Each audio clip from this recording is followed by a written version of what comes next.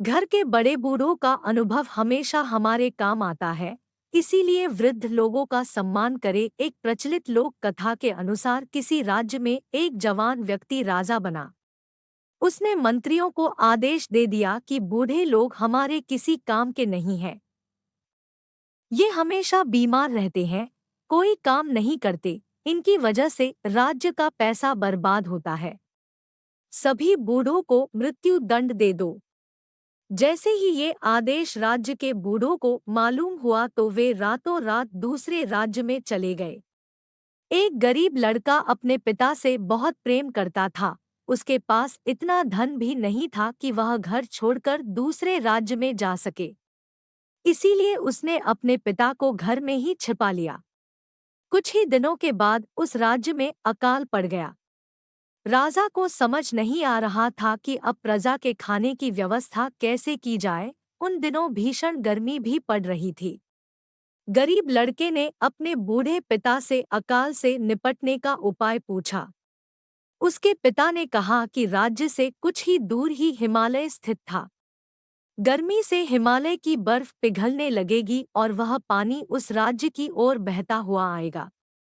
वह पानी यहाँ आए इससे पहले तुम एक काम करो, राज्य के मार्ग पर दोनों तरफ हल चला दो।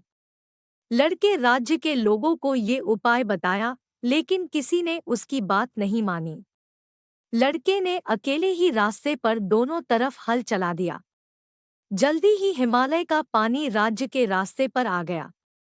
कुछ ही दिनों में राज्य की सड़कों पर अनाज के पौधे उगाए। जब ये बात राजा को मालूम हुई तो उस गरीब लड़के को दरबार में बुलवाया गया। राजा ने लड़के से पूछा कि ये अनाज उगाने का ये उपाय तुम्हें किसने बताया? लड़के ने कहा कि महाराज, ये उपाय मेरे पिता ने बताया था। आपने जब बूढ़ों को मारने का आदेश दिया था तो मैंने उन्हें अपने घर में छिपा लिया था। ये सुनकर राजा ने उस बूढ़े व्यक्ति को भी दरबार में बुलवाया। बूढ़े व्यक्ति ने राजा से कहा कि महाराज, हमारे राज्य से लोग अपने खेतों से अनाज अपने घर ले जाते थे और कुछ लोग दूसरे राज्य अनाज बेचने जाते थे तो अनाज के कुछ दाने रास्ते के दोनों ओर गिर जाते थे। जब मेरे बेटे ने रास्ते की दोनों तरफ हल चलाया और हिमालय का पिघला हुआ पानी वहां पहुंचा तो वो दाने अंकुरित हो गए और अनाज उग गया।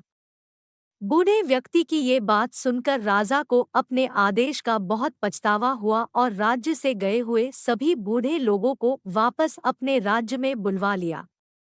कथा की सीख। इस कथा की सीख यह है कि बड़े बूढ़े लोग बेकार नहीं होते हैं। उनका अनुभव हमें बड़ी बड़ी कठिनाइयों से बचा सकता है। इसीलिए सभी वृद्ध का सम्मान करना चाहिए। जय श्री राधे श्याम। दोस्तों, वीडियो कैसी लगी कमेंट में ज़रूर बताएं। साथ ही वीडियो को लाइक शेयर ज़रूर करें। अगर चैनल पर नए हो तो चैनल को सब्सक्राइब ज़रूर करें।